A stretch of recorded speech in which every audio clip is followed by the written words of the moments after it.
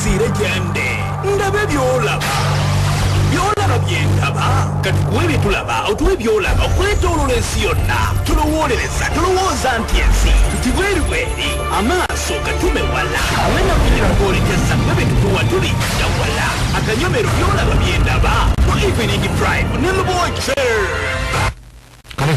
kawedde kali batugenda mukali akobusatu sinna confirminga ne tujja kati alina okukawandiika kubanga jagenda okukanoonyereza nga takalaba kakati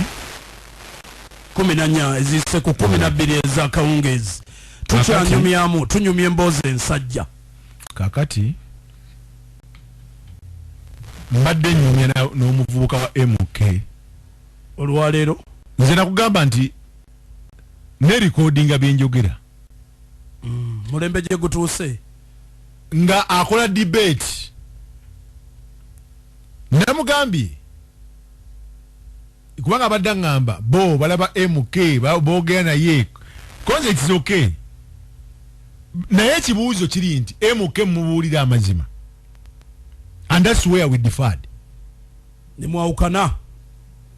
MK kubanga namugambye ekintu kino ekisooka MK mu addressing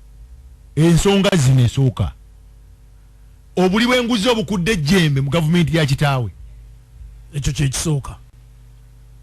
corruption ekyokubiri obwenkanya mumusabe nti every political prisoner bamute bw'aba alina omusango bamuvunaani ekigambo political underline political prisoner underline it kyova zi government bwe zijja they release all political prisoners eddembe ne lijja yes ekyokusatu mugambe MK atunuulire ensonga z'abavubi nzogeddeko tonnaba atunuulire ekigenda mu maaso ku nnyanja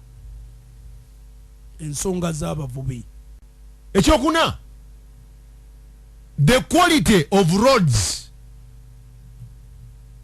baani aba bakola enguudo ezitali ku mutindo we go back to corruption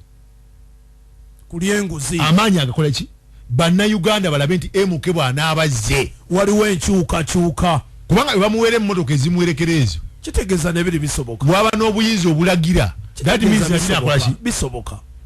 n'asirika ne mugamba let's go on ready and debate ku ludda luno ne luli ani alidde empanga kubanga he was simply telling me nga munyumyamu MK simanyi bikikoze ebyo byogera mbimanyi biwulira naye but what is on the common man's mind what is the common man saying about MK ye MK mumubuulidde amazima ne mugamba 5 let's look at the health sector ebyobulamu nti amalwaliro agamu gali wala ate bwe gabeera ewala bane bwe batuuka amalwaliro mu malwaliro gye bagenze eddagala terimala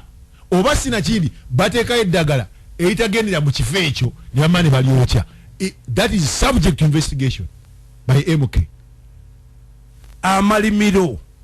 bwe tugenda ku nsonga nti bannayuganda ffenna majority 70% tukulidde ku nsonga ya agriculture obulimi obulunzi n'obuvubi kyekikumya ettala lya Uganda bwe tuba ku budde buno ng'abantu bakaaba ensigo ze babawa bakaaba eddagala ery'ebicupuli eriri ku katale then MK as the son